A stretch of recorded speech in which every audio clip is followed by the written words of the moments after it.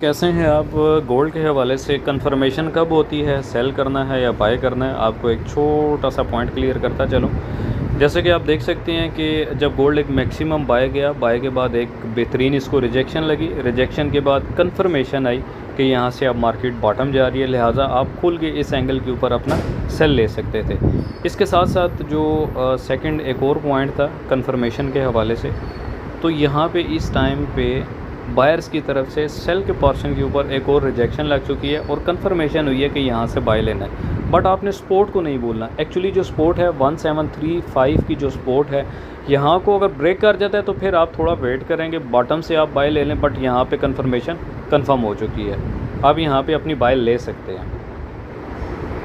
इसी को अगर 15 मिनट में क्लियर करें तो डेफिनेटली यहाँ पर एक बाय की कंफर्मेशन है और अच्छा खासा इसने बूम करना है। 1742 के ऊपर आप टीपी लगा के इसी एंगल से प्रॉफिट बुक कर सकते हैं।